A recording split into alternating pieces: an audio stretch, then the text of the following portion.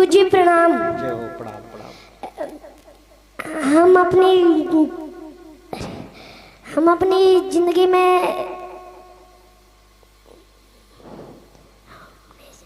अपनी जिंदगी में सफलता की कुंजी कैसे पा सकते हैं? बहुत बढ़िया प्रश्न है। देखिए, सफल होने के लिए हमें कर्म करना पड़ेगा।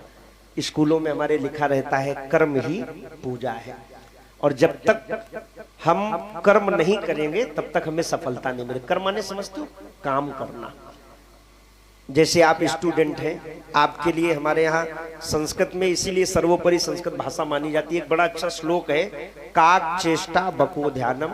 बहुत से बच्चों को आता होगा, याद है ना सबको? काक चेष्टा बको ध्यानम स्वान निद्रा तथैव च अल्पाहारी गृह त्यागी विद्यार्थी पंच लक्षणम। ये विद्यार्थी के 5 लक्षण बताए गए। कौन कौन से हैं? काक चेष्टा। अब देखो, ये जो बच्चे का प्रश्न है, बउआ का क्या नाम है बेटा तुम्हारा? हर्ष। हर्ष। हर्ष का जो प्रश्न है कि हम सफलता की कुंजी को कैसे प्राप्त करें।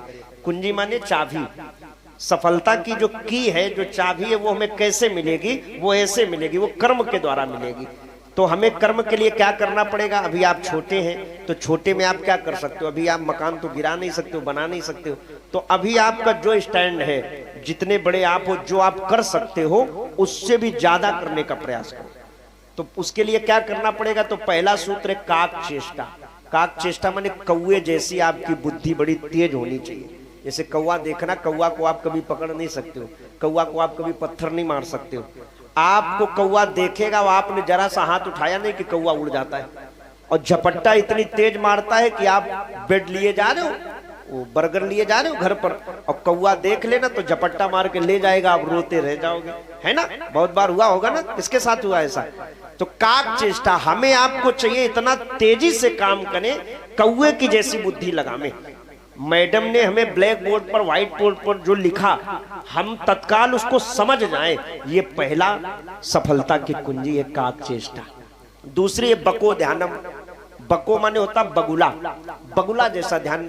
बगुला तो देखा होगा, नदी नाले के पास में, तालाब के पास में बैठा रहता है, और देखना उसकी जो नजर होती वो सीधे पानी में होती, और इतनी ध्यान से देखता है कि पानी के अंदर छोटी सी भी छोटी मछली अगर जरा सा भी मूवमेंट करे ना, तो उसको तुरंत पकड़ लेता है। ये क्या है? हमारी मैडम ने, हमारी टीचर ने हमें जो पढ़ाया उसको हम इतनी जल्दी पढ़ ले, याद कर ले, कि दूसरे दिन वो हमसे जब पूछे, कहें कि बेटा हर्ष किताब लेकर के आओ, तुम्हें ये याद हुआ, तुम तत्काल से किताब खोलने की जरूरत न पड़े, तुम उनको सुना दो। ये है बको ध्यानम। ये सफलता की दूसरी सीढ़ी।